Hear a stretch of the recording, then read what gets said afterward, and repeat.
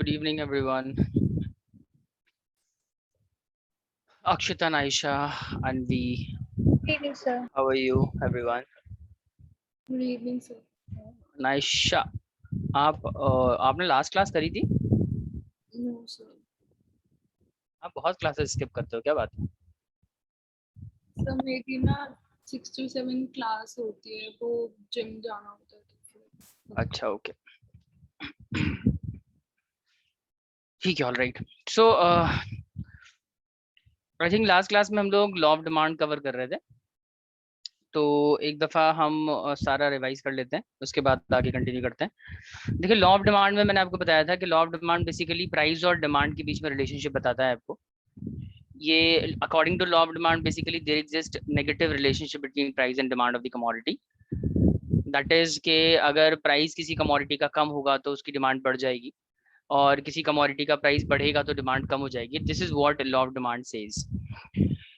But law of demand basically price और demand के बीच में जो रिलेशनशिप बताता है ना, इस बीच हमको ये मानना होता है कि बाकी सारे फैक्टर जो डिमांड को अफेक्ट करते हैं दैट विल रिमेन कांस्टेंट। यानी कि कस्टमर की इनकम में कोई चेंज नहीं है, कस्टमर के टेस्ट में, प्रेफरेंसेस में, हैबिट में, फैशन सेंस में, और प्राइस ऑफ रिलेटेड गुड्स है। बाकी जितने फैक्टर्स हैं प्राइस के अलावा वो सारे फैक्टर्स कांस्टेंट रहेंगे। सिर्फ प्राइस में चेंज आने पे डिमांड में जो चेंज आएगा ना, उसको ही लॉ ऑफ डिमांड रिप्रेजेंट करता है। तो बाकी सारे फैक्टर्स को कांस्टेंट रखना कहलाता है ceteris paribus. All right. So if all the factors remains constant, there exists inverse relationship between price and demand of the commodity. अब इसके बाद हमने बात करी थी, ये इसके assumptions है basically, these are the assumptions। फिर हमने बात करी थी मेरा ख्याल है कि reasons of law of demand. मैंने बताया था आप लोगों को reasons for law of demand, बताया था। सब्स्टिट्यूशन इफेक्ट, इनकम इफेक्ट, ये सारी चीजें आपके साथ डिस्कस करी थी क्या मैंने, या हमने पहले exception of law of demand किया था? किसी को याद है? किसी को याद नहीं है? My God. सर हमने ये किया था status symbol goods. Status symbol good किया था, और क्या किया था? मतलब I just wanted to know कि हमने टॉपिक कौन सा किया था, whether we have covered the reasons of law of demand or exceptions of law of demand. I think reasons, आपने एक्सेप्शन पे थे हम लोग और 2 कवर कर लिए थे और 3 बचे थे, ऐसा कुछ अच्छा था। अच्छा, ठीक है। तो बेसिकली हमने लास्ट क्लास में रीजंस हमने कंप्लीट किया है ना, ऑल राइट। तो रीजंस एक दफा हम रिवाइज कर लेते हैं, उसके बाद एक्सेप्शन के बाकी बचे हुए पॉइंट्स हम कवर करेंगे। तो देखिए, reasons of law of demand में मैंने आपको पहला रीजन बताया था लॉ ऑफ डिमांड का। देखिए, पॉइंट इज दैट जो हम डिस्कस कर रहे हैं उसमें यह है कि हम ये जानना चाहते हैं कि प्राइस के बढ़ने से डिमांड क्यों डिक्रीज हो जाती है, और क्यों प्राइस के डिक्रीज होने से डिमांड बढ़ती है। इसका रीजन क्या है, why basically law of demand operate. Law of demand जैसा जैसा लॉ ऑफ डिमांड में होता है वैसा होता ही क्यों है, क्यों प्राइस के बढ़ने से डिमांड कम या प्राइस के घटने से डिमांड ज्यादा होती है। तो these are the reasons. Number 1 is substitution effect. Substitution effect basically means के जब किसी कमोडिटी का रेट कम होता है ना, तो वो अपने सब्स्टिट्यूट के मुकाबले इनएक्सपेंसिव लगता है कस्टमर को, उसको खरीदना कस्टमर को सस्ता लगता है, तो इस वजह से इसकी डिमांड बढ़ जाती है। और इसके अलावा जब कमोडिटी का रेट बढ़ता है ना, तो वो उसका सब्स्टिट्यूट उसके मुकाबले चीपर लगता है। जैसे हम बात कर रहे थे, let's say we are talking about Coke and Pepsi. तो अगर कोक और पेप्सी एक दूसरे का सब्स्टिट्यूट है, और लेट्स से कंज्यूमर ना अभी पेप्सी कंज्यूम कर रहा है, ठीक है, और पेप्सी का कल को रेट अगर बढ़ जाता है ना, तो पेप्सी ऑटोमेटिकली कोक के मुकाबले एक्सपेंसिव नजर आएगा। तो पेप्सी पीने वाले कस्टमर ना कोक की तरफ शिफ्ट हो जाएंगे। इवेंचुअली रेट के बढ़ने से पेप्सी की डिमांड कम हो जाएगी। पता है पेप्सी की डिमांड क्यों कम हो रही है? क्योंकि पेप्सी का सब्स्टिट्यूट मार्केट में अवेलेबल है, that is Coca Cola. All right, तो this is called substitution effect. इसके बाद हमने बात करी थी इनकम इफेक्ट भी होता है कि जब कमोडिटी की इनकम में कमी आती है ना, तो कस्टमर की जो सेविंग है या जो रियल इनकम है वो बढ़ जाती है, और रियल इनकम बढ़ने से उसकी परचेजिंग पावर बढ़ती है, और परचेजिंग पावर के बढ़ने से वो पहले के मुकाबले ज्यादा क्वांटिटी में गुड्स परचेज कर पाता है। इसके अलावा जब किसी चीज का रेट कम होता है तो नंबर ऑफ कस्टमर्स भी बढ़ जाते हैं, खरीदार बढ़ जाते हैं किसी कमोडिटी के, और इवेंचुअली उसकी डिमांड भी बढ़ जाती है। एक और रीजन है डिफरेंट यूजेस ऑफ कमोडिटी। कई दफा कस्टमर ना जो चीज परचेज कर रहा है उसके बहुत सारे यूजेस होते हैं, लेकिन due to the high price customer ना उसको सिर्फ कुछ ही पर्पसेस में यूज करता है, कुछ ही जगह इस्तेमाल करता है। जैसे मैं एग्जांपल ले रहा था मिल्क का, तो मिल्क का हम प्राइमरीली चाय और कॉफी के लिए इस्तेमाल करते हैं, कंसिडरिंग के जो मिल्क है वो महंगा आता है, मैं मान लेता हूँ। तो लेकिन जब वो सस्ता हो जाएगा ना, तो अब लोग क्या करेंगे, दूध का इस्तेमाल और भी अलग अलग पर्पजेस के लिए करना शुरू कर देंगे। वो चाय और कॉफी के अलावा शेक भी बनाएंगे, कर्ड भी बना लेंगे, घी भी बनाएंगे, पनीर भी बनाएंगे, ऑल ऑफ दीज थिंग्स ये जो है मिल्क का इस्तेमाल करके वो कर पाएंगे। तो अल्टीमेटली जब रेट कम होगा तो कस्टमर जो है दूध को अलग अलग इस्तेमाल में लाएगा, दैट इज उसके डिफरेंट यूजेस बढ़ जाएंगे, इवेंचुअली ज्यादा क्वांटिटी आपको खरीदनी पड़ेगी, तो प्राइस के घटने से डिमांड बढ़ जाएगी। इसके बाद law of diminishing marginal utility भी एक पॉइंट होता है इसमें, ये भी बता दिया था मैंने। आगे चलते हैं, एक्सेप्शन पे हम बात कर रहे थे, इस टॉपिक को खत्म करते हैं फटाफट से, उसके बाद इलास्टिसिटी स्टार्ट करेंगे। Exceptions of law of demand का मतलब है लॉ ऑफ डिमांड कहाँ अप्लाई नहीं होता। देखिए आमतौर पर मैंने आपको बताया कि जो भी चीज का रेट आप बढ़ाओगे ना, यूजुअली उसकी जो डिमांड है ना वो कम हो जाएगी, या वाइज वर्सा, अगर रेट कम करोगे तो डिमांड बढ़ जाएगी। लेकिन ऐसा प्रेस्टीज वाले गुड्स के साथ नहीं होता। ऐसी चीजें जिसको हम स्टेटस के लिए यूज करते हैं, वहां पे लॉ ऑफ डिमांड काम नहीं करती, क्योंकि स्टेटस सिंबल गुड्स की खासियत ही ये है कि जब वो महंगा होता है ना, उसके महंगा होने की वजह से ही उसमें स्टेटस एलिमेंट है। अगर वो सस्ता होता तो उसमें स्टेटस एलिमेंट नहीं होता। वो महंगा है इसलिए स्टेटस है उसमें, और इसलिए लोग उसको परचेज करना चाहते हैं।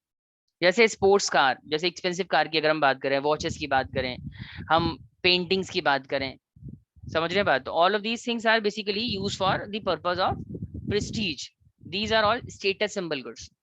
तो आमतौर पर इसका रेट बढ़ता है ना, तो डिमांड इसकी कम नहीं होती, डिमांड या तो बढ़ेगी, एटलीस्ट कम तो नहीं होगी। तो बेसिकली लॉ ऑफ डिमांड तो अप्लाई नहीं हो रहा है। जैसे ज्वेलरी गोल्ड पे अप्लाई नहीं होता, जैसे डायमंड पे अप्लाई नहीं होता, जैसे एक्सपेंसिव वॉचेस हैं उस पर अप्लाई नहीं होता। तो these are all status symbol goods. अब देखो जैसे हम बात कर लेते हैं, अभी तो आईफोन कॉमन हो गया है काफी, लेकिन एक जमाने में आईफोन का भी एक स्टेटस, उसमें भी एक स्टेटस एलिमेंट था, इनफैक्ट अभी भी है। तो आप देखिए आईफोन का जो रेट है ना वो हमेशा जो है, आप अगर ट्रैक रिकॉर्ड आप ट्रैक करोगे इसका पीछे, आप पिछले 10 साल में देखें आईफोन का रेट जो है वो बढ़ा है या घटा है, तो आपको हमेशा बढ़ता हुआ नजर आएगा। कि पहले एक आईफोन जितने का भी आता, सपोज लेट्स से कि वो 80,000 का आता था, अभी वो 1,20,000 25,000 का आता है। आप देखो कि इस दौरान रेट के बढ़ने की वजह से क्या क्या आईफोन की डिमांड कम हो गई है मार्केट में? Answer is no. रेट बढ़ा है, उसके बावजूद लोगों की डिमांड बढ़ गई है। क्यों? क्योंकि iPhone is basically is a prestigious good, status symbol good है, इस वजह से उसकी डिमांड रेट के बढ़ने से बढ़ती है। तो वहां पे law of demand basically fail हो जाता है, जो स्टेटस सिंबल गुड्स होते हैं। आगे इसके बाद हमने किया था फियर ऑफ शॉर्टेज, जहां पे कस्टमर को इस बात का डर है कि कोई चीज आने वाले टाइम में उसकी शॉर्टेज हो सकती है। तो कस्टमर क्या करता है ना, वो चीज लार्जर क्वांटिटी में परचेज करना शुरू कर देता है। इवन दो वो चीज महंगी मिलेगी उसके बावजूद वो खरीद लेगा। जैसे अगर मैं आपको बोलता हूँ भाई किसी चीज की शॉर्ट, लेट्स से कि मैंने आपको बोला कि पेट्रोल की शॉर्टेज होने वाली, करेक्ट। आपको ये बोल दिया कि भाई 2 हफ्ते तक या महीने भर जो है ना दिल्ली में, या और जो आसपास के इलाके हैं एनसीआर गुड़गांव, इन इलाकों में जो है बेसिकली पेट्रोल नहीं मिलेगा। तो अभी क्या होगा, जैसे ये न्यूज आएगी ना शॉर्टेज की, अब लोगों को फियर ऑफ शॉर्टेज है कि भाई आने वाले 2-3 हफ्ते तक नहीं मिलने वाला है, उनको डर लग रहा है कि भाई शायद आउट ऑफ स्टॉक हो जाएगा, तो हम कैसे कम्यूट करेंगे, हम कैसे गाड़ियां चलाएंगे अपनी। तो बेसिकली वो क्या करते हैं, पेट्रोल पंप जाहिर है सारे के सारे भागेंगे इवेंचुअली। अगर पेट्रोल पंप जाएंगे, मान लीजिए अब जो जो नॉर्मल रेट है 110 पर लीटर रेट चल रहा है, या 100 रुपीज पर लीटर चल रहा है, अगर वो रेट बढ़ भी जाएगा ना 130 140 150 भी अगर पेट्रोल पंप चार्ज करेगा, तो भी लोग ना अपनी टंकियां फुल करवाएंगे, वो पेट्रोल फुल करवा के निकलेंगे वहां से। बेसिकली रेट के बढ़ने पे पेट्रोल की डिमांड कम नहीं होगी, बढ़ जाएगी, क्योंकि लोगों को इस बात का डर है कि आने वाले टाइम में उसकी शॉर्टेज होने वाली। ऑल राइट, तो ये हमने टॉपिक कवर कर लिए थे। अब आगे चल रहे हैं, नेक्स्ट इज इग्नोरेंस। देखिए इग्नोरेंस का मतलब है, इग्नोरेंस का बेसिकली मतलब है कि कस्टमर ना अनअवेयर है, या उसको मार्केट की जानकारी नहीं है, that is called ignorance. Let's say मैं बात कर लेता हूँ स्पर्श की। अब स्पर्श ना मान लीजिए इनके घर में सब्जी लाने की जिम्मेदारी ना इनकी मम्मा की है, और स्पर्श ना कभी सब्जी लेने नहीं जाते हैं। अब एक दिन मम्मा इनसे कहती हैं कि स्पर्श आप ना आज प्याज लेके आओगे, लेट्स से इनको प्याज लेने भेज दिया मार्केट, स्पर्श जाते हैं मार्केट, और स्पर्श ना मार्केट में दुकानदार से पूछते हैं कि भैया ये क्या रेट है। दुकानदार कहता है कि भाई साहब आपके लिए प्याज जो है वो 60 रुपए किलो है, for example 60 rupees per KG. अब स्पर्श को जैसे ही बोला जाता है ना कि भाई आपके लिए 60 रुपीज पर केजी है, स्पर्श को लगता है अच्छा ये मुझे सस्ता दे रहा है ना। तो ये क्या करता है, ये ज्यादा क्वांटिटी में परचेज कर लेता है। ये कहता है अच्छा भाई ठीक है, आप मुझे 60 रुपीज पर केजी दे रहे हो, आप एक काम करो 5 किलो कर दो। ऑलराइट, अब ये घर आ जाते हैं और बहुत खुशी खुशी आते हैं और मम्मा से कहते हैं देखो मम्मा आज मैं 5 किलो प्याज लेके आया हूँ। मम्मा भी खुश, मम्मा ने कहा बहुत बढ़िया बेटा, क्या रेट मिल गया आपको प्याज। तो स्पर्श कहता है 60 रुपए किलो दे रहा था, मैंने 5 किलो परचेज कर लिया। अब मम्मा जो है इसको बहुत फिर इनको बहुत कूटती हैं। मम्मा कहती हैं कि भाई प्याज का रेट चल रहा है 30 रुपए और तुम्हें 60 रुपए किलो दिया गया है, उसके बावजूद तुम 5 किलो लेके आ गए हो। स्पर्श कहता है मम्मा वो तो कह रहा था भैया आपके लिए 60 रुपए किलो है तो मुझे लगा सस्ता दे रहा होगा, तो मैंने ज्यादा खरीद लिया। बात समझ रहे हो कि यहाँ पे 30 वाली चीज 60 में मिली है स्पर्श को, उसके बावजूद ये कम खरीदने के क्या कर रहा है, ज्यादा खरीद के आ रहा है। मम्मा जाती है अगर इनकी 30 रुपीज वाली चीज अगर 60 में देगा तो जाहिर है इनकी मम्मा का क्या रिएक्शन होता है कि जितनी भी क्वांटिटी वो परचेज करती है ना वो उससे कम ही लेके आती है। अगर वो 2 किलो परचेज करती है, 5 किलो परचेज करती है रेगुलरली, तो वो उसके मुकाबले कम ही क्वांटिटी परचेज करती है because of their is increase in price of the commodity. लेकिन स्पर्श के साथ क्या हुआ, स्पर्श तो भाई साहब 60 रुपए के रेट पे वो और ज्यादा खरीद के लेके आए। क्यों लेके आ रहे हैं ज्यादा, because of ignorance, because of unawareness about the prevailing market price. Clear है पॉइंट। तो अगर आप अनअवेयर हैं, आपको मार्केट सिचुएशन का अंदाजा नहीं है, तो देयर इज अ पॉसिबिलिटी कि आपको रेट के बढ़ने पे भी आप ज्यादा क्वांटिटी खरीद लो। कई दफा क्या होता है कि रेट कम हो गया फिर भी आप कम खरीद के आ गए, क्योंकि अब आपको लग रहा है कि क्या पता ये अभी भी, जैसे लेट्स से कि स्पर्श अगली दफा गए और अगली दफा सब्जी वाला कह रहा है कि भैया आपके लिए 20 रुपए किलो। स्पर्श कहते हैं चुपचाप आधी किलो कर दो, तो तुम्हारे भैया के चक्कर में 5 किलो पिछली बार ले गया था और मम्मी ने बहुत डांटा था मुझे, इस बार 20 रुपए किलो में ये आधी किलो खरीद के आ रहा है। मम्मा ने पूछा भाई क्या रेट थे, उन्होंने बोला कि वो 20 रुपए किलो दे रहा था और मेरे को बेवकूफ बना रहा था, तो मैंने इस बार आधी किलो लिया है। अब मम्मा फिर से भड़क जाती है, मम्मा कहती है बेटा प्याज अभी 40 रुपए रेट चल रहा है मार्केट में, समझ रहे हो। तो मम्मा यूजुअली क्या करती कि 40 वाली चीज अगर 20 में मिलती तो ज्यादा परचेज करके आती ना, लेकिन स्पर्श क्या गलती कर रहा है, स्पर्श रेट के कम होने के बावजूद ये कम खरीद रहा है बिकॉज ऑफ अनअवेयरनेस। जब आपको मार्केट की जानकारी नहीं होती तो ऐसा हो सकता है कि रेट के बढ़ने और घटने का आपको फायदा नुकसान समझना है, इसलिए रेट के बढ़ने के बावजूद आप ज्यादा क्वांटिटी खरीद के आ जाए और रेट के घटने के बावजूद आप कम ही क्वांटिटी खरीदें, तो लॉ ऑफ डिमांड सिचुएशन में फेल हो जाएगा। Moving on, next point is fashion related goods. अब फैशन रिलेटेड गुड्स का क्या मतलब है भाई, ऐसी चीजें जो फैशन या ट्रेंड में होने की वजह से इस्तेमाल में आती है ना, उसकी डिमांड कई बार प्राइजेस को फॉलो ही नहीं करती, लॉ ऑफ डिमांड को फॉलो नहीं करती, समझ रहे हैं। क्योंकि जब कोई चीज फैशन में होती है ना, इररेस्पेक्टिव ऑफ कि वो उसका रेट ज्यादा है कम है, क्योंकि वो फैशन में ट्रेंड में वो तो चाहिए। क्लियर है पॉइंट। तो रेट बढ़ेगा तो भी चाहिए, रेट कम होगा तो भी चाहिए।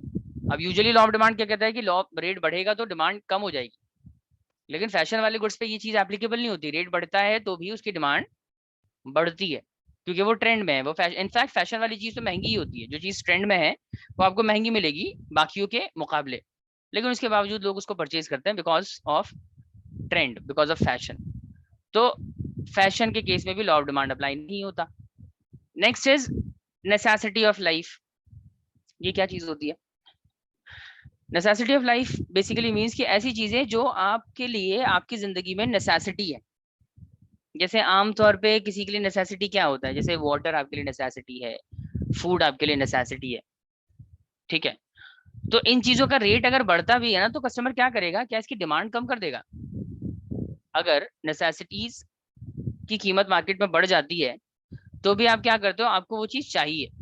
जैसे मान लेते हैं एक बंदा ना, मान लेते हैं वो 2 रोटियां खाता है पेट भरने के लिए, रोटी का रेट यूजुअली 10 रुपए होता है, वो 20 रुपए खर्च करके 2 रोटी परचेज करता है और खा लेता है, उसका पेट भर जाता है। 2 रोटी खाना उसकी नेसेसिटी है, 2 से कम खाएगा उसका पेट नहीं भरेगा, तो बेसिक नेसेसिटी उसके लिए 2 रोटी है। मान लेते हैं रोटी का रेट बढ़ गया, रोटी जो है वो अब 1 रोटी 10 रुपए की आएगी, तो अब 2 रोटी के लिए उसको 20 रुपए खर्च करने पड़ेंगे। क्लियर है पॉइंट। तो अल्टीमेटली पहले पहले मैंने क्या बोला था, कितने का है, कितने की रोटी है, 5 रुपए की, 10 रुपए की? सर पहले भी आपने 10 रुपीज की बोली। अच्छा अच्छा, पहले मान लेते हैं पहले 10 की थी, अभी 20 की है। क्योंकि कस्टमर को पता है कि मुझे 2 रोटी चाहिए अपनी भूख मिटाने के लिए, तो अल्टीमेटली 20 रुपए के रेट पे भी वो कितना परचेज करेगा, 2 ही परचेज करेगा। यानी कि रेट के बढ़ने पे भी डिमांड कम नहीं हो रही। क्लियर है पॉइंट? तो वो सारी चीजें जो आपके लिए नेसेसिटीज है ना, वहां पे भी लॉ ऑफ डिमांड कई दफा फेल हो जाता है। अब नेसेसिटीज में रोटी, कपड़ा, इस तरह की चीज जो बेसिक एम्यूनिटीज हैं आपकी, वो तो आती ही आती हैं। मेडिसिन है, ये भी बेसिक नेसेसिटी का ही पार्ट है। अब खाने में नमक का इस्तेमाल, वो भी बेसिकली नेसेसिटी है। अब देखो, अगर नमक का रेट जो है वो बढ़ जाता है तो भी आपको नमक तो खरीदना ही है, खाने में नमक तो डालना ही है। इसी तरीके से अगर रेट कम हो जाता है तो भी आपको नमक उतना ही चाहिए जितना परचेज करते थे पहले। आप सोचो जरा, हम अब खाने में नमक कितना डलता है, टेस्ट के अकॉर्डिंग डलता है ना, वो क्या कहते हैं, स्वाद अनुसार डलता है। अब अगर रेट जो है, मान लीजिए एक पैकेट नमक का 20 रुपए का है, आप एक चुटकी नमक डालते हैं किसी भी खाने में फॉर एग्जाम्पल, और अगर रेट मान लीजिए बढ़ गया 20 से 30 रुपए का, 30 रुपीज का हो गया पैकेट, तो भी आप अल्टीमेटली नमक तो उतना ही डालोगे ना खाने में। ऐसा तो है नहीं कि रेट बढ़ जाएगा तो आप खाने में नमक कम कर देंगे। Clear point? सिमिलरली अगर रेट कम हो जाएगा तो आप क्या करोगे, पहले एक चुटकी नमक डालते थे, क्या आप अभी आप एक चम्मच नमक डालेंगे? Answer is no sir. Basically नमक आपके खाने के लिए नेसेसिटी है, तो जो उसकी जितनी जरूरत है आप उतना उसको इस्तेमाल करेंगे ही, इररिस्पेक्टिव ऑफ उसका प्राइस बढ़े या घटे, आपकी डिमांड में कोई चेंज नहीं आएगा। सिमिलरली मेडिसिन के केस में भी ऐसी होता है। अब किसी के लिए कोई कोई बेसिकली कोई बेड रिडन है, कोई लॉन्ग टर्म इलनेस है, उसको उससे सफर कर रहा है, उसको दवाई चाहिए। अब दवाइयों का रेट कितना भी बढ़ जाए उसको तो चाहिए ही चाहिए हर हाल में। जैसे मैं अपनी बात कर लेता हूँ ना, हमारे यहाँ मेरी मम्मी को थायराइड की प्रॉब्लम है। अब थायराइड की प्रॉब्लम उनको काफी टाइम से, ऑलमोस्ट 15-20 ईयर्स हो गए उनको थायराइड की प्रॉब्लम है। अब मुझे याद है मैं उनके लिए एक टैबलेट लेके आता था, एक टैबलेट आती है थायराइड के पेशेंट्स के लिए, थायरॉक्सिन सोडियम। मुझे याद है बहुत टाइम पहले जब मैं इसको खरीदता था ना, एक बॉटल, छोटी सी बॉटल आती है, उसमें टैबलेट्स होती हैं, तो उसकी कॉस्ट ना तकरीबन 35 to 40 रुपीज के अराउंड थी। बहुत टाइम पहले की बात कर रहा हूँ। तो तब वो एक बॉटल हम लेके आते थे, मम्मी जो है वो लेती थी। अभी क्या होता है कि अभी उसका रेट ना मार्केट में तकरीबन 150 के अराउंड है, लेकिन दवाई वो चाहिए। अब सोचो जरा, रेट तो बढ़ गया है ना, 50 से सीधा मान लेते हैं अगर 50 रुपए रेट था पहले, तो ऑलमोस्ट 3 टाइम्स हो गया रेट। लेकिन क्या उसकी क्वांटिटी डिमांड में कोई कमी आ गई? पहले भी हमें एक बॉटल चाहिए थी उसकी, अभी भी एक बॉटल चाहिए, तो रेट के बढ़ने से डिमांड पे कोई फर्क नहीं पड़ रहा, क्योंकि उस पर्टिकुलर डिजीज के लिए वो मेडिसिन जो है ना वो नेसेसिटी है। थायराइड के लिए basically it is a kind of necessity, उस पेशेंट को चाहिए ही चाहिए। तो इररिस्पेक्टिव ऑफ प्राइस बढ़े, अगर वो सस्ता भी हो जाता तो भी हम उतनी ही क्वांटिटी खरीदते। ऐसा नहीं कि सस्ता हो गया तो 4 खरीद लेंगे हम एक दफा में, जरूरत के हिसाब से खरीदेगा हर कोई। ऐसी महंगा हो जाएगा तो भी आप जरूरत के हिसाब से खरीदोगे, आप उसकी क्वांटिटी कम नहीं कर सकते। तो इवेंचुअली पॉइंट इज दैट के नेसेसिटीज ऑफ लाइफ के केस में भी लॉ ऑफ डिमांड आपको कई दफा फेल होता हुआ नजर आएगा।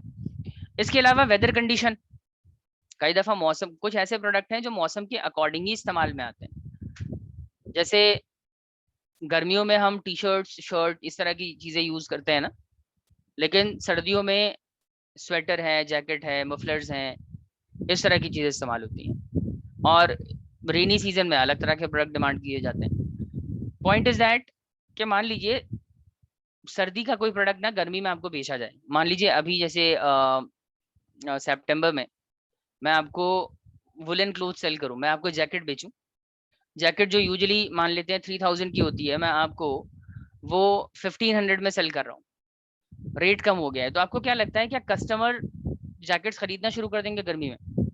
Answer is no. आमतौर पे ऐसा नहीं। देखो समझदारी इसी में कि भाई सर्दी तो अल्टीमेटली आनी है, आज नहीं तो कल, तो आप अगर गर्मी में सर्दी वाला प्रोडक्ट मिलेगा आप खरीद के रख लो, बाद में काम आ ही जाएगा, इनफैक्ट सस्ता मिल रहा है। लेकिन ऐसा होता नहीं है आमतौर पे। आमतौर पे आप सर्दी वाले प्रोडक्ट ना सर्दियों में लेते हैं, विंटर्स वाले प्रोडक्ट आप विंटर्स में लेते हैं, और समर सीजन वाले प्रोडक्ट आप समर्स में लेते हैं। तो होता क्या है कि जैसे अब मान लीजिए विंटर्स का टाइम आ रहा है फॉर एग्जाम्पल, तो वहां पे अगर प्रोडक्ट का रेट, मान लीजिए जैकेट उस टाइम पे 3000 की जो जैकेट आती थी वो अगर 4000 की भी मिलेगी तो कस्टमर को तो चाहिए ही ना वो। रेट के बढ़ने पे भी ऐसा नहीं कि वो डिमांड खत्म कर देगा या कम कर देगा या नहीं खरीदेगा। सिमिलरली अगर हम रेट सस्ता करके उसको गर्मियों में सेल करना चाहेंगे तो ऐसा नहीं कि रेट कम करने से डिमांड क्रिएट हो जाएगी, इसका मतलब लॉ ऑफ डिमांड फॉलो नहीं हो रहा। लॉ ऑफ डिमांड तो ये कहता है कि रेट कम होगी तो डिमांड बढ़ जाएगा, कहाँ हो रहा है ऐसा? जैकेट, स्वेटर, मफलर्स, ग्लव्स अगर मैं आपको गर्मियों में सेल करना शुरू कर दूं, कोई खरीदेगा? Answer is no. सस्ता करके बेचूं तो भी नहीं खरीदेगा सर।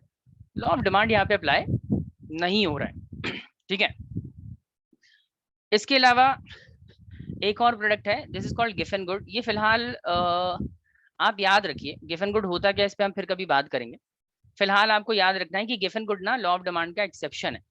गिफन गुड बच्चे इंफीरियर गुड की ही एक वैरायटी होती है, घटिया क्वालिटी का प्रोडक्ट जो है ना उसे गिफन गुड कहते हैं। बस यहाँ पे आपको फिलहाल जो याद रखना है वो ये है कि गिफन गुड जो है उसके ऊपर लॉ ऑफ डिमांड अप्लाई नहीं होगा। यानी कि गिफन गुड के केस में क्या होता है ना, जब प्राइस बढ़ती है ना तो गिफन गुड की डिमांड बढ़ जाती है, और जब प्राइस कम होता है तो गिफन गुड की डिमांड घट जाती है। तो प्राइस और डिमांड के बीच में यहाँ पे पॉजिटिव रिलेशन होता है, नेगेटिव रिलेशन नहीं है। हेंस गिफन गुड के केस में भी लॉ ऑफ डिमांड अप्लाई नहीं होता है, याद रहेगा। तो अभी गिफन गुड है क्या, इस पे हम फिर कभी बात करें। देखो ऐसा कोई स्पेसिफिक प्रोडक्ट नहीं है जो हम गिफन गुड की कैटेगरी में डाल सकें। जैसे याद होगा मैंने आपको एक टॉपिक कराया था, हम बात कर रहे थे टाइप्स ऑफ गुड की। टाइप्स ऑफ गुड में मैंने आपको 2 तरह के प्रोडक्ट बताए थे, नॉर्मल गुड और इंफीरियर गुड। जब हम फैक्टर्स अफेक्टिंग डिमांड कर रहे थे ना कि कस्टमर की डिमांड को कौन कौन से फैक्टर्स अफेक्ट करते हैं, उसमें चेंज इन इनकम बताया था आपको मैंने कि कस्टमर की इनकम डिमांड को अफेक्ट करती है डिपेंडिंग अपॉन के basically customer normal good consume कर रहा है या इंफीरियर गुड कंज्यूम कर रहा है। तो उसी तरीके से जैसे इंफीरियर गुड एक गुड की, अब इंफीरियर गुड का एग्जांपल है, जैसे मैंने आपको बताया था मिल्क के केस में full cream milk normal good है तो टोन मिल्क जो है इंफीरियर है। Similarly Giffen good is a kind of good, is a kind of inferior good, लेकिन इसका कोई ऐसा कोई स्पेसिफिक गुड नहीं है जो मैं इस कैटेगरी में डाल के आपको समझा दूं। तो फिलहाल आपको सिर्फ इतना याद रखना है कि गिफन गुड इस तरह के गुड्स होते हैं जहां पे लॉ ऑफ डिमांड एप्लीकेबल नहीं होता, लॉ ऑफ डिमांड फेल हो जाता है। समझ आई बात? यहाँ तक सबको क्लियर है? कोई डाउट है? 7 एक्सेप्शंस बताए हैं, 5 रीजंस मैंने आपको बताए थे। तो अभी यहाँ तक बताइए, कोई डाउट है? अक्षिता, अनवी, नाइशा, क्लियर है सबको? Yes sir. यस। बहुत बढ़िया। चले नेक्स्ट, इसी डिमांड का एक पार्ट है इलास्टिसिटी, इसको हम खत्म कर लेते हैं, उसके बाद ये चैप्टर खत्म हो जाएगा। इलास्टिसिटी ऑफ डिमांड पे बात करते हैं। इसको समझने के लिए मैं थोड़ा बहुत एक्सप्लेन कर देता हूँ आपको नोटबुक पे, उसके बाद वापस इस पे आएंगे।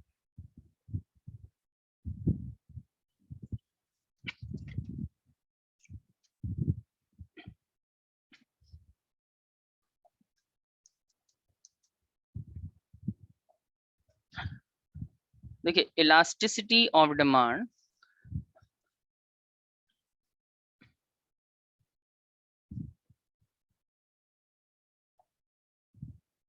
और बेसिकली अभी हम थोड़ी देर पहले कर रहे थे लॉ ऑफ डिमांड। तो लॉ ऑफ डिमांड और इलास्टिसिटी ऑफ डिमांड क्या चीज है? लॉ ऑफ डिमांड, देखो लॉ ऑफ डिमांड आपको क्या करता है ना, आपको क्या बताता है, सॉरी ये बताता है कि प्राइस में अगर हम चेंज करते हैं तो डिमांड में क्या चेंज आएगा, आपको ये पता लगता है इससे। लॉ ऑफ डिमांड बेसिकली आपको सिर्फ ये बताता है कि प्राइस में चेंज आने से डिमांड में क्या चेंज आएगा। और आमतौर पे आपको ये बताया जाता है कि प्राइस में चेंज आने से डिमांड में नेगेटिव चेंज आता है। मतलब कि अगर प्राइस बढ़ेगा, अगर मैं कहता हूँ प्राइस जो है वो इंक्रीज हो गया है, तो आप मुझे ये बता पाओगे कि डिमांड में क्या होगा। आप बताओगे सर डिक्रीज हो जाएगी डिमांड। और अगर मैं कहता हूँ प्राइस अगर डिक्रीज हो जाएगा तो डिमांड पे क्या फर्क पड़ेगा, आप कहोगे सर डिमांड जो है इंक्रीज हो जाएगी। क्लियर है पॉइंट? तो बेसिकली लॉ ऑफ डिमांड जो अभी तक हमने पढ़ा है ना, उसमें हमें इस बात का आंसर मिलता है कि प्राइस में चेंज होने से डिमांड में क्या चेंज होता है। डिमांड में क्या चेंज का मतलब डिमांड इंक्रीज होती है, डिमांड डिक्रीज होती है, सिर्फ ये आइडिया लगेगा आपको। लेकिन इलास्टिसिटी ऑफ डिमांड जो है ना, आपको ये बताती है कि प्राइस में चेंज होने से या डिमांड में कितना चेंज आएगा, कितना फर्क पड़ेगा। जैसे प्राइस में चेंज होने पे डिमांड में हम कैलकुलेट करना चाहते हैं कितना चेंज आएगा, how much change will take place in the value of demand. तो ये इसका आइडिया आप लॉ ऑफ डिमांड से नहीं लगा सकते। जैसे मैं आपसे कहता हूं कि मान लीजिए किसी कमोडिटी का प्राइस पहले लेट्स से 10 रुपीज था, और उसकी डिमांड 200 यूनिट्स की डिमांड थी। अब मैं आपसे कहता हूँ कि बताइए रेट जो है ना उसका बढ़ रहा है, रेट हो गया 12, आप बता सकते हो उसकी डिमांड क्या हो जाएगी? क्या आप बता सकते हो उसकी डिमांड क्या होगी? आंसर इज नो, आप नहीं बता पाओ। आप सिर्फ ये बता पाओगे कि प्राइस अगर बढ़ेगा ना सर तो डिमांड जाहिर है कम हो जाएगी, इतना ही बता पाएंगे आप। लेकिन आपको एग्जैक्टली नहीं पता कम कितनी हो जाएगी। 200 से कम होने का मतलब 199 भी 200 से कम है, और 150, 140, 100, 80, 50 कितनी हो जाएगी इसका आइडिया नहीं है। तो प्राइस में चेंज आने से डिमांड में क्या चेंज आएगा इसका तो हमें क्लियर है, लेकिन कितना चेंज आएगा ये क्लियर नहीं है। ये जानने में मदद करता है इलास्टिसिटी ऑफ डिमांड। तो elasticity of demand basically important है ये जानने के लिए कि प्राइस में या किसी भी फैक्टर में चेंज आने पे डिमांड में क्या चेंज आता है, कितना चेंज आता है, कितना चेंज आता है। अब देखिए इलास्टिसिटी ऑफ डिमांड एक्चुअली 3 तरह की होती है, लेकिन हमारे सिलेबस में हमें तीनों पढ़ना नहीं है। मैं बता देता हूँ इलास्टिसिटी ऑफ डिमांड बेसिकली 3 तरह की होती है। एक होती है इनकम इलास्टिसिटी ऑफ डिमांड।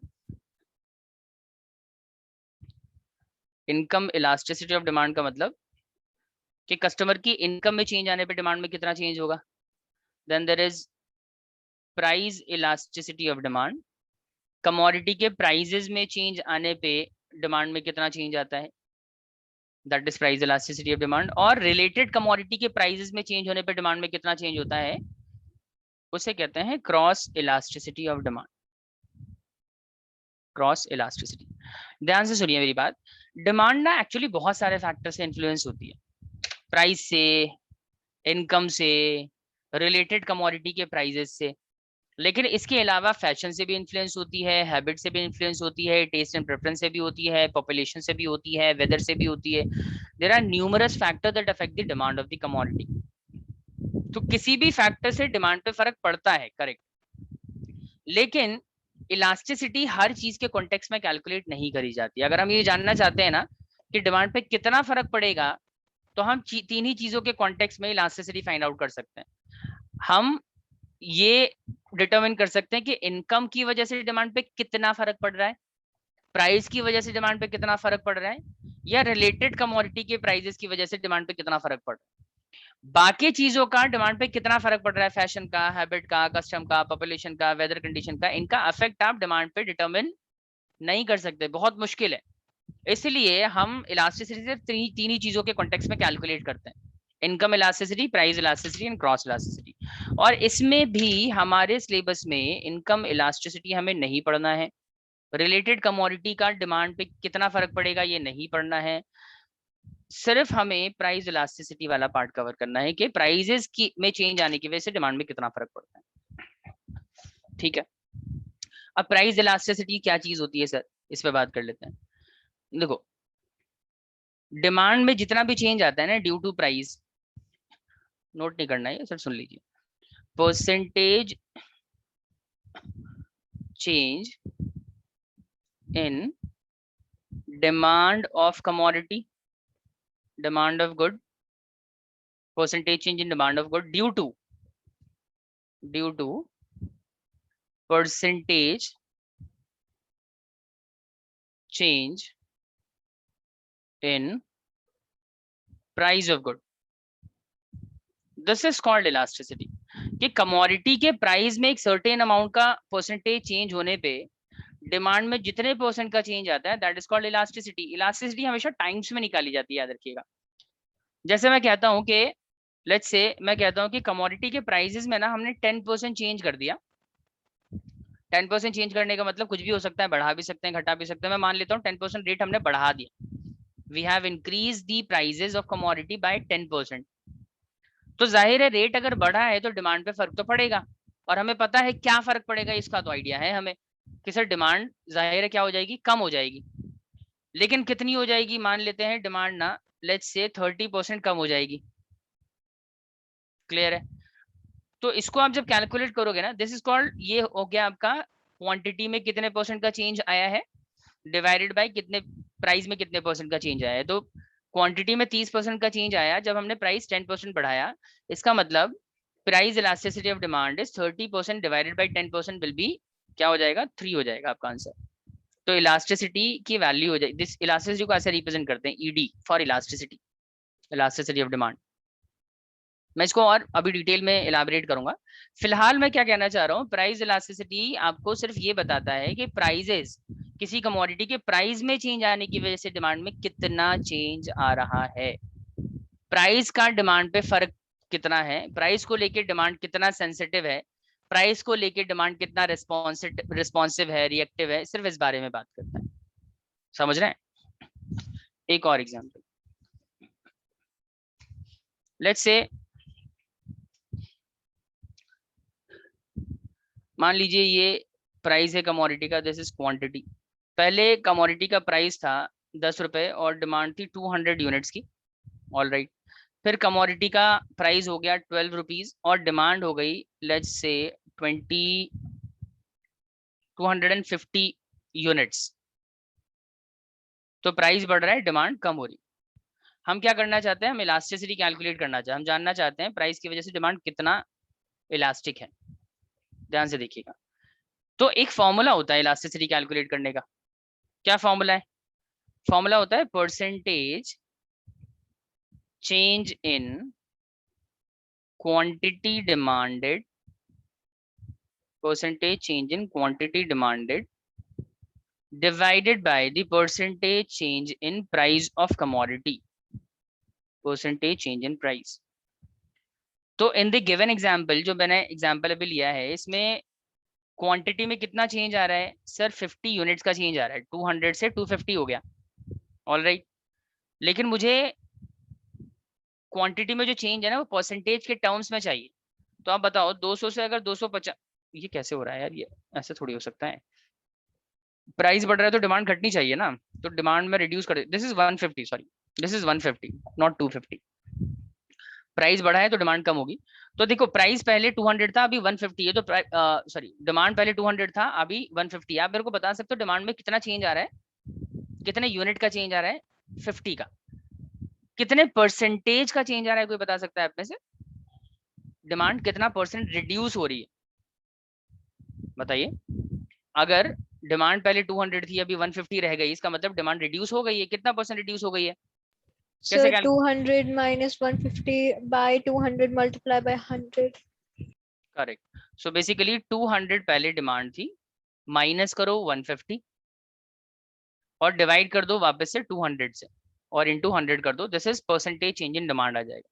मतलब बेसिकली हम क्या कर रहे हैं ना, क्वांटिटी में जो भी चेंज आ रहा है ना, कितना चेंज आ रहा है, this is called change in quantity को हम रिप्रेजेंट करते हैं डेल्टा क्यू से, लाइक दिस। तो क्वांटिटी में चेंज आ रहा है 50 यूनिट का, और पहले वाली क्वांटिटी को हम कहते हैं P, sorry Q, this is Q. पहले वाली क्वांटिटी से डिवाइड कर दो, पहले वाली क्वांटिटी इज 200 इनटू 100 कर दो, तो आंसर विल बी 25%। तो क्वांटिटी में चेंज हो रहा है 25%। मैं ये कैलकुलेट करना अभी आपको थोड़ी देर में सिखा दूंगा, आप समझ लो फिलहाल कि डिमांड में 25% का चेंज हुआ है। कब इतना चेंज हुआ है? जब हमने प्राइस में कितना चेंज किया है? 20% चेंज किया है। 10 वाली चीज 12 की कर दी ना, इसका मतलब रेट 20% बढ़ गया है। तो जब रेट 20% बढ़ा है तो डिमांड 25% रिड्यूस हो गई है। आप मेरे को बताओ क्या प्राइस की वजह से डिमांड में चेंज आ रहा है? Answer is yes. और अगर प्राइस की वजह से डिमांड में चेंज आ रहा है तो इसको हम क्या कहेंगे? This is called price elasticity of demand. कितना चेंज आ रहा है सर? प्राइस में चेंज आने से डिमांड में कितना रिएक्शन है, कितना रिस्पॉन्ड कर रही है, तो हम इसको कैलकुलेट करेंगे। 25 डिवाइडेड बाई 2 करोगे कितना आ जाएगा, बताना जरा, बताइए। Sir, can you please repeat the last line? 25 divided by 2 क्या आंसर आएगा? Sir, 12.5. 12.5, 1.25। Sir, आपने 2 कहा ना? अच्छा 2 कहा, sorry sorry, 25 divided by 20%, 25 divided by 20, तो answer will be 1.25। Is it clear to everyone? ये इस पे हम थोड़ी सी और बात करेंगे। फिलहाल मैं क्या कहना चाह रहा हूँ, price elasticity of demand, see elasticity of demand basically आपको क्या बताता है? ये आपको बताता है कि प्राइस में चेंज आने से डिमांड में कितना चेंज आए। लॉ ऑफ डिमांड आपको बताता था प्राइस में चेंज आने से डिमांड में क्या चेंज आएगा। एक तो ये फर्क है। अच्छा, इलास्टिसिटी ऑफ डिमांड होती कितने तरह की है? 3 तरह की। Income elasticity, price elasticity, cross elasticity. Income और क्रॉस इलास्टिसिटी से हमारा कोई लेना देना नहीं है, प्राइस इलास्टिसिटी हमारे सिलेबस का पार्ट है।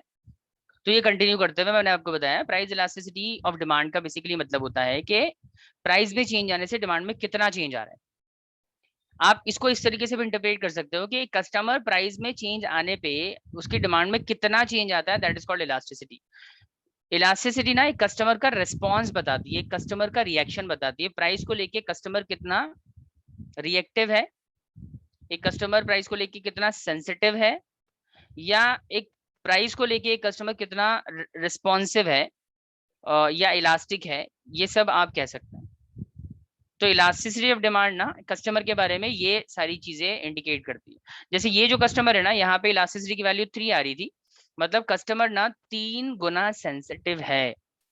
If elasticity is 3, it means customer is 3 times sensitive to the price. इसको देखो इंटरप्रेट करते हैं। 3 टाइम्स सेंसिटिव होने का मतलब ये है कि अगर हम किसी कमोडिटी का रेट 1% बढ़ाएंगे ना, तो जिस कस्टमर के बारे में हम बात कर रहे हैं, जिसकी इलास्टिसिटी 3 आ रही है, वो बंदा कितना रिएक्ट करेगा? 3 गुना रिएक्ट करेगा, 3 टाइम्स रिएक्ट करेगा। आप खुद ही सोचो, अगर प्राइस आपने 1% बढ़ाया तो उसकी डिमांड कितना चेंज हो जाएगी? 3% चेंज हो जाएगी, 3% रिड्यूस हो जाएगी। इसी तरीके से अगर आपने प्राइस कल को मान लीजिए 10% बढ़ा दिया, तो सीधा डिमांड इसके 3 गुना चेंज हो जाएगी, दैट विल बी -30%, नीचे आ जाएगी, डिमांड 30% कम हो जाएगी। अच्छा, कल को आपने प्राइस मान लीजिए 20% रिड्यूस कर दिया, तो डिमांड फिर से 3 गुना बढ़ भी जाएगी, 60% इंक्रीज हो जाएगी। बात समझ रहे हैं? इलास्टिसिटी आपको ये बता रहा है कस्टमर प्राइस को लेके कितना रिएक्टिव, कितना रिस्पॉन्सिव, कितना सेंसिटिव है। अगर इलास्टिसिटी का आंसर 3 आ रहा है, इसका मतलब कस्टमर 3 गुना सेंसिटिव है। 4 आ रहा है, 4 गुना सेंसिटिव है। तो higher the value of elasticity, higher will be the sensitivity और the response of the customer with respect to price.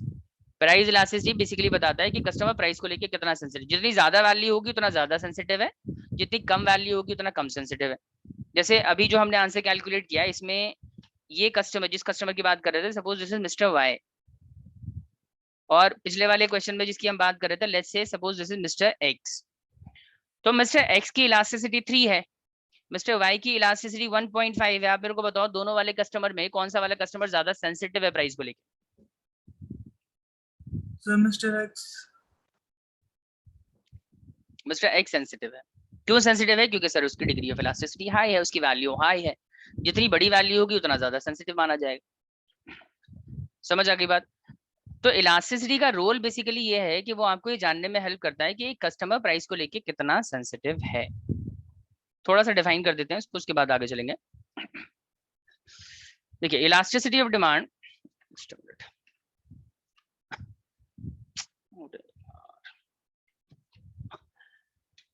Elasticity of demand का जो बेसिकली कॉन्सेप्ट था सारा, it was given by professor Alfred Marshall in his book of principle of economics.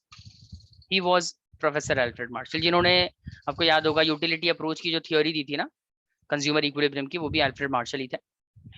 अब इन्होंने elasticity के बारे में ये कहा, उन्होंने डिफाइन कैसे किया है कि elasticity of demand refers to the percentage change in demand for a commodity due to the percentage change in any factor affecting demand for that commodity. ये कह रहे हैं कि इलास्टिसिटी डिमांड का क्या मतलब है कि किसी भी फैक्टर में चेंज होने पर डिमांड में जितना चेंज आता है, दैट इज कॉल्ड इलास्टिसिटी।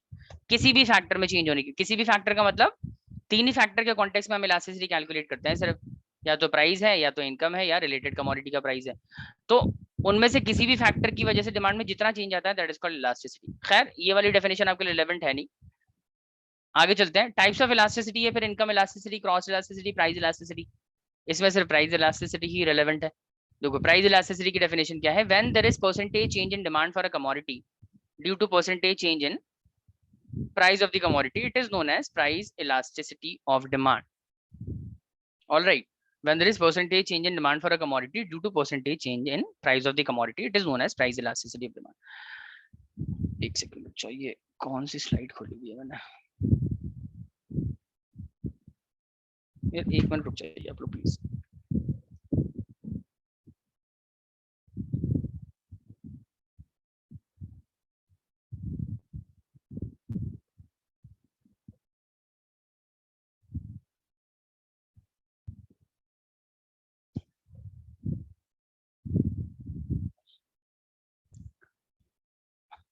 अच्छा चलो खैर, प्राइस इलास्टिसिटी ऑफ डिमांड के ना मेथड्स होते हैं। इलास्टिसिटी कैलकुलेट करने के कई सारे मेथड है।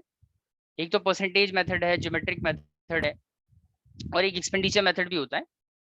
खैर आपके सिलेबस में वो सारे मेथड्स नहीं है, सिर्फ हमें परसेंटेज मेथड ऑफ इलास्टिसिटी ही करना है। तो मैं वापस से नोटबुक पे आ जाता हूँ।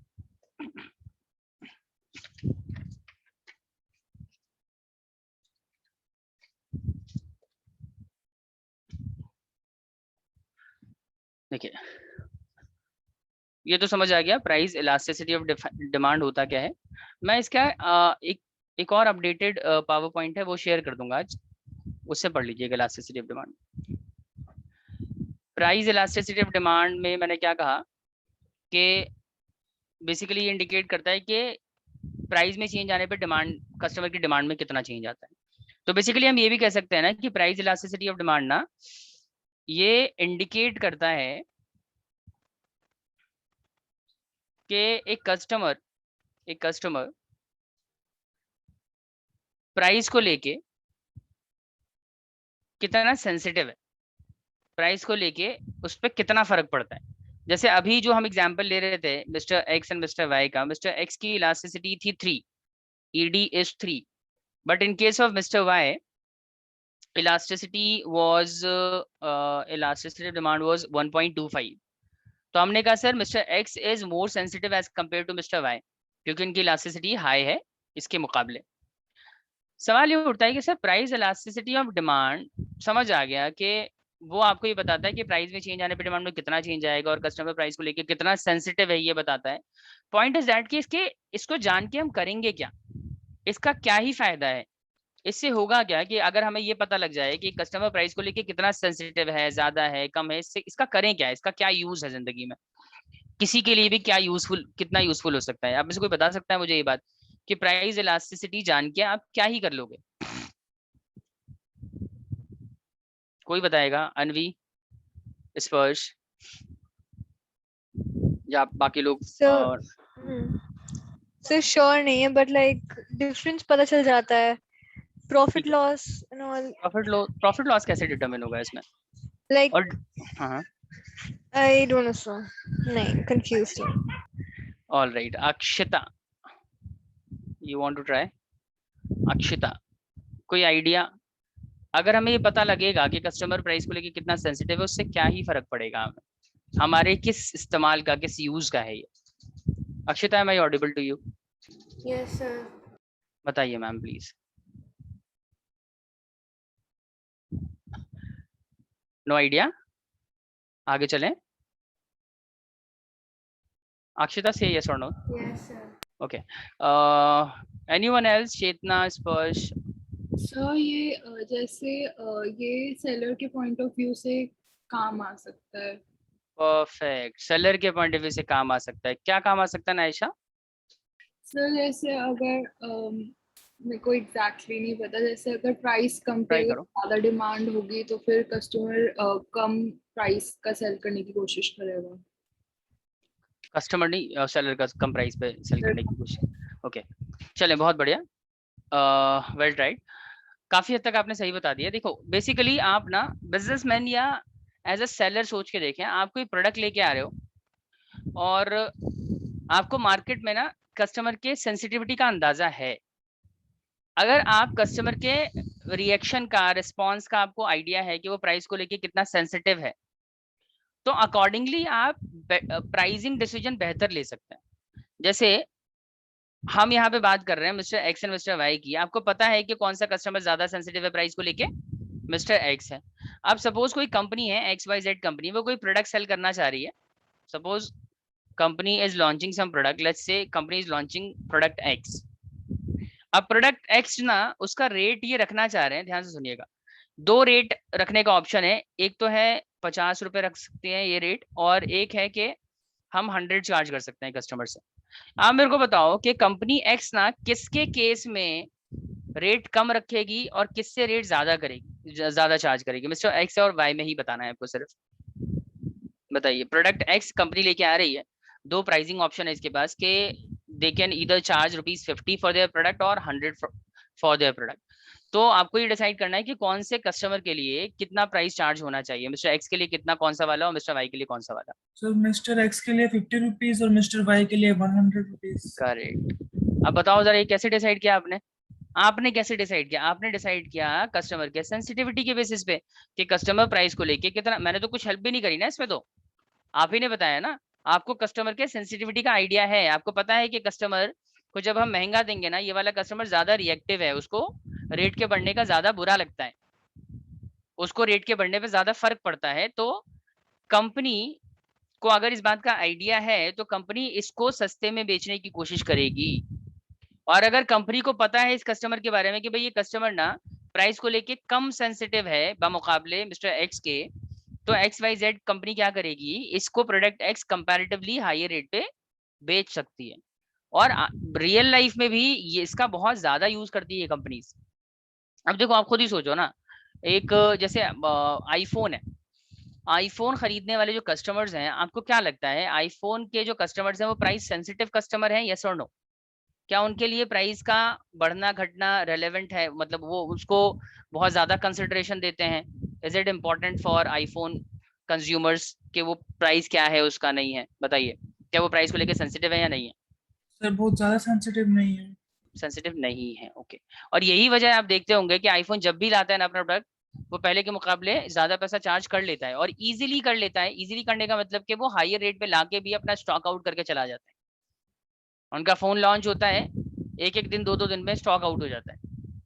इसका क्या मतलब समझ आता है कि आईफोन जो है अपने कस्टमर की सेंसिटिविटी का अंदाजा है उसको, उसको पता है कि हमारा कस्टमर प्राइस सेंसिटिव नहीं है, क्वालिटी सेंसिटिव है, स्टेटस सेंसिटिव है, तो हम उसको महंगा भी करके बेचेंगे ना तो उसको चलेगा।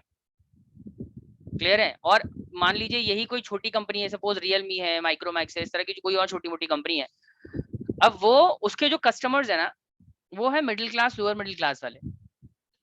अब जब रियलमी को प्राइस बढ़ाना होगा ना तो वो 4 बार सोचेगा, वो सोचेगा कि भाई हमारा जो सेगमेंट है ना जिसको हम टारगेट कर रहे हो प्राइस को लेके सेंसिटिव है, हम प्राइस बढ़ाएंगे तो कस्टमर्स हमारे टूट सकते हैं, कस्टमर जो है हमें छोड़ के जा सकते हैं, दूसरा जो सब्स्टिट्यूट प्रोडक्ट है उसको प्रेफर करना शुरू कर देंगे। जैसे एमआई और रियलमी की बात कर लेते हैं, एमआई जब रेट बढ़ाएगा ना तो 4 बार सोचेगा, क्योंकि उसको पता है कि हम रेट बढ़ाएंगे ना तो कस्टमर के पास हमारे जैसा दूसरा प्रोडक्ट है, रियलमी है, वो उस पर सब्स्टिट्यूट कर लेगा, यानी कि हमारा कस्टमर प्राइस को लेके बहुत सेंसिटिव है। आईफोन वाले को डर ही नहीं है, आईफोन जो है उसको इस बात का डर नहीं है कि हमारा जो कस्टमर है प्राइस के बढ़ने की वजह से भाग जाएगा। उसको बेसिकली उसको आइडिया है कि हमारा प्रोडक्ट जब तक उसको क्वालिटी और स्टेटस प्रोवाइड कराएगा, स्टेटस एलिमेंट उसको प्रोवाइड कराएगा, तब तक हमारा कस्टमर कहीं नहीं जाएगा। आप समझ रहे हो? Basically price elasticity is very important for pricing decisions of the company. Company के प्राइसिंग डिसीजन के लिए बहुत ज्यादा इंपॉर्टेंस है प्राइस इलास्टिसिटी ऑफ डिमांड की। Is it clear to everyone? Yes sir. Yes sir. Very good. Moving on next, मैंने आपको बता ही दिया इलास्टिसिटी ऑफ डिमांड को हम कैसे कैलकुलेट करते हैं। उसको कैलकुलेट करने का फॉर्मूला होता है percentage change in quantity divided by percentage change in price of commodity. Alright, हम इसी फॉर्मूले को ना इस तरीके से भी इंटरप्रेट कर सकते हैं, इस तरीके से भी लिख सकते हैं।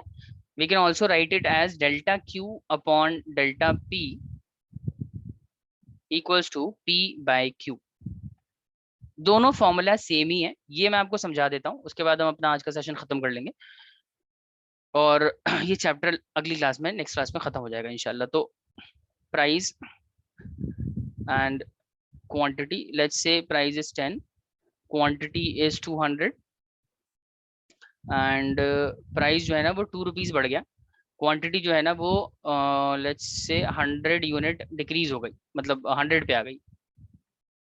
ऑलराइट, अभी मैं आपसे इलास्टिसिटी ऑफ डिमांड अगर कैलकुलेट करने के लिए कहता हूँ तो आप क्या करोगे, आप सिंपली फॉर्मूला अप्लाई करोगे सर कि percentage change in quantity divided by percentage change in price. ठीक है, ये फॉर्मूला लगाएंगे। अब आपको क्या चाहिए ऊपर नॉमिनेटर में, क्या चाहिए नॉमिनेटर में? आपको चाहिए परसेंटेज चेंज इन क्वांटिटी। तो देखो क्वांटिटी में कितने परसेंट का चेंज हुआ है कैसे कैलकुलेट करते हैं हम, जो भी चेंज आता है ना क्वांटिटी में, कितना चेंज है 100 यूनिट का, this is called delta Q. इस डेल्टा क्यू को, दैट इज 100, इस डेल्टा क्यू को हम ओरिजिनल क्वांटिटी, इससे हम डिवाइड कर देते हैं, तो परसेंटेज चेंज इन क्वांटिटी आ जाता है। तो that is delta Q upon Q into 100 कर देंगे, तो this is called percentage change in price, sorry percentage change in quantity. Similarly अगर हम परसेंटेज चेंज इन प्राइस निकालना चाहते हैं तो हम क्या करेंगे, डेल्टा पी प्राइजेस में होने वाले चेंज को ओरिजिनल प्राइस से डिवाइड करेंगे, दिस इज ओरिजिनल प्राइस, और प्राइस में जो चेंज आ रहा है this is change in price, 2 रुपए का चेंज है।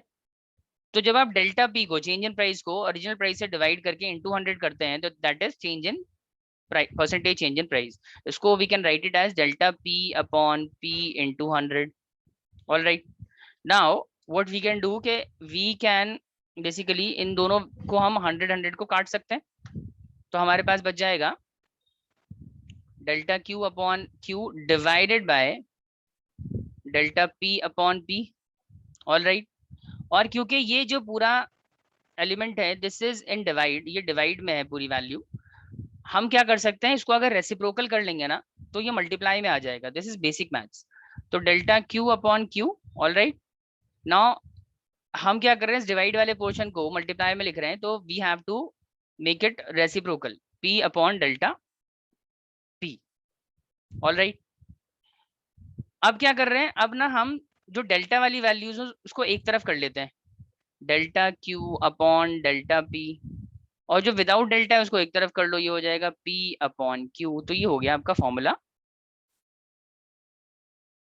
दिस इज द फॉर्मूला जो इससे ड्राइव हुआ है। Percentage change in quantity divided by percentage change in price can be written as delta Q upon delta p into p by q। यही मैंने यहाँ पे लिखा था, देखिए, percentage change in quantity divided by percentage change in price, it can be written as delta Q by delta p into p by q। Same formula इस तरीके से बेसिकली ये ड्राइव हुआ है। Is it clear to everyone? Ayesha, Anvi, Akshita, Chetna and Sparsh? Yes, sir, clear है. Yes. चले, तो इस पे ना हम नेक्स्ट क्लास में 1-2 क्वेश्चंस कर लेंगे, कुछ क्वेश्चंस मैं आपको होमवर्क दे दूंगा, ठीक है, उसके बाद, और फिर हम इसमें एक और टॉपिक बचता है डिग्री ऑफ इलास्टिसिटी, वो खत्म करके इस चैप्टर को पूरा कर लेंगे नेक्स्ट क्लास में। उसके बाद स्टैट्स के बारे में सोचा जाएगा। मैंने मैनेजमेंट से जो वो निष्कर्ष हैं और बाकी टीम है उनसे भी बात करी है आपकी एक्स्ट्रा क्लासेस को लेके, तो होपफुली हम लोग जो है देखते हैं इस हफ्ते आपकी क्लासेस की फ्रीक्वेंसी बढ़ा देंगे, सो दैट हम ज्यादा से ज्यादा पोर्शन कवर कर पाए, ठीक है। चलें फिर आज के लिए इतना ही, अगली क्लास में मिलते हैं और इसको हम खत्म करते हैं फिर, ठीक है। Till then take care, good bye everyone. Bye, sir. Thank you. Most welcome.